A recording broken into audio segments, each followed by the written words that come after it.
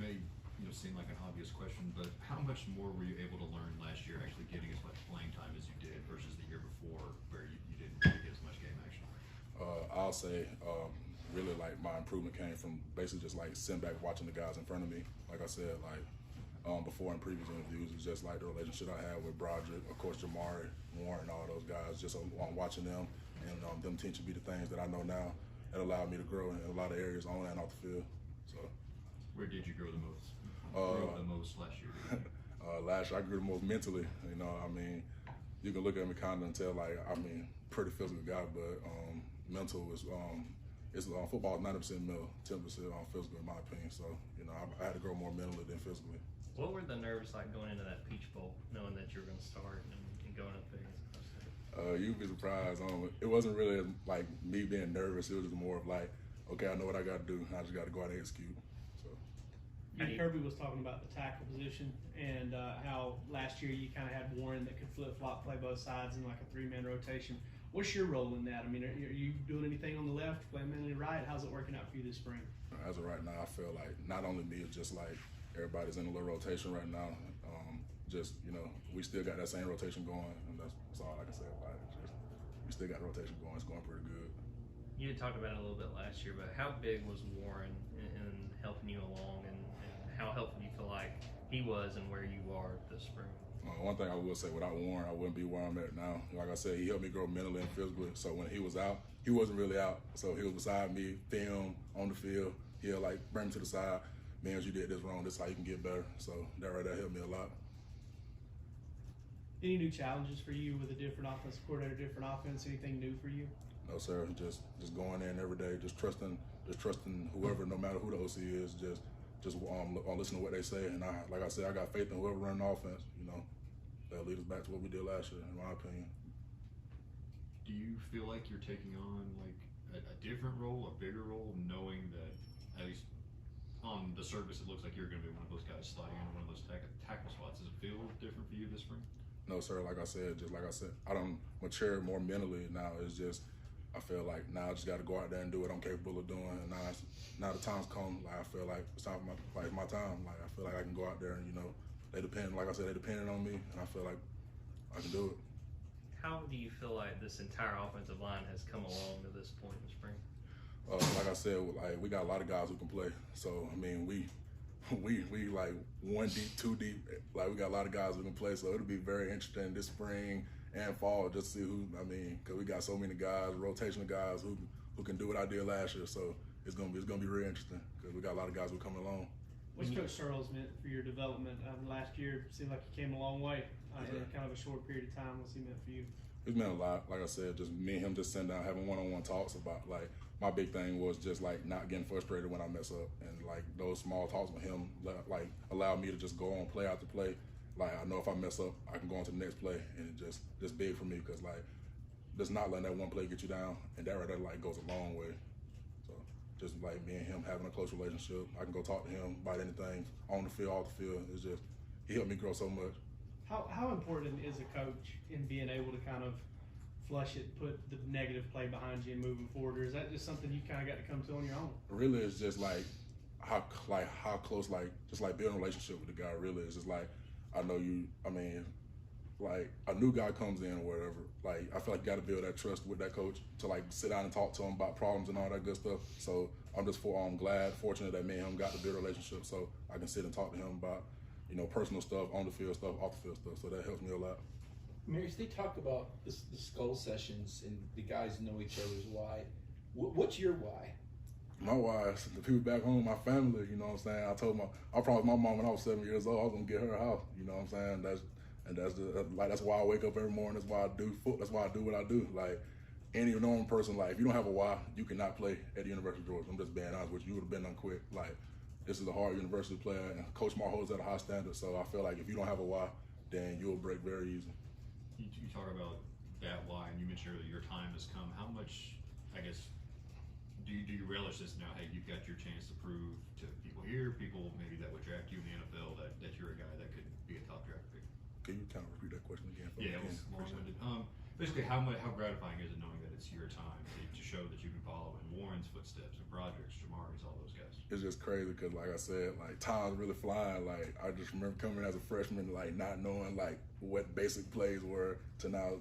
Fast forward 2.5 years later, like I got a chance to do what they're doing. And it's just like, really for me, it's just like just seeing my progress, and I'm like, dang, like like freshman year was around the corner. Now I'm saying like I got the opportunity in front of me to do what they're doing. So it's amazing.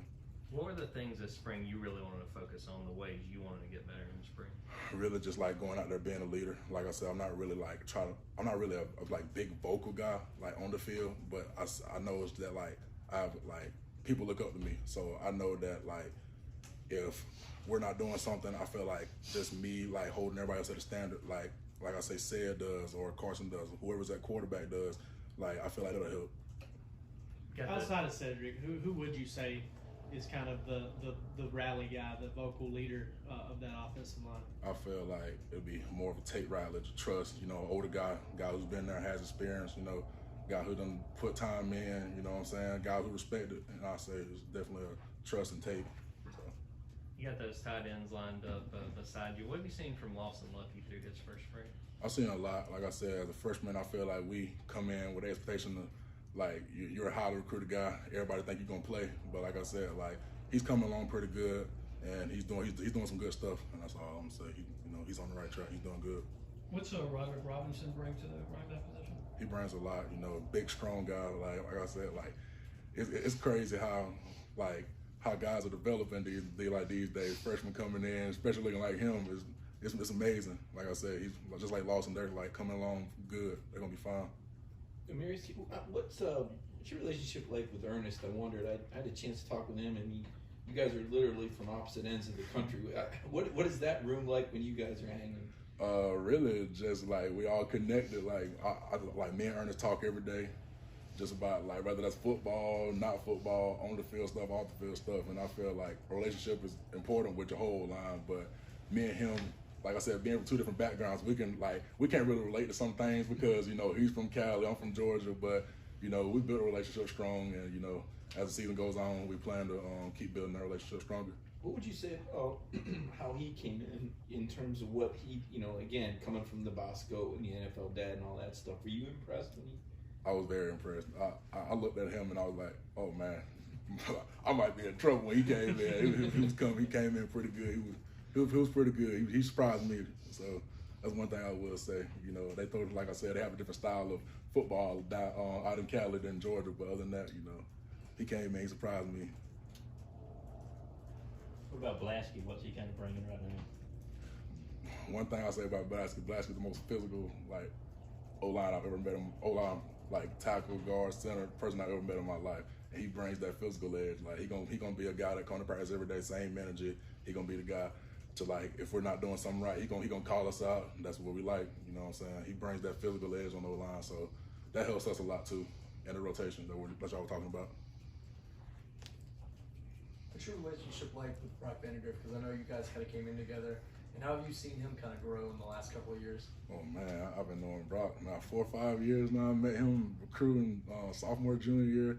We done been from fishing, football, going out to eat and all that good stuff. It's crazy, like I said, like just coming in together, being like coming on business together to now, like we upperclassmen. Like I said, he's grew mentally, he's grew on the field. Just amazing to me how how short amount of time, somebody can grow. And like I said, he's on the right track just like everybody else, you know what I'm saying? We're just getting better as a team. When he took you fishing, did you catch anything? All I'm gonna say is I beat him. That's all I'm gonna say.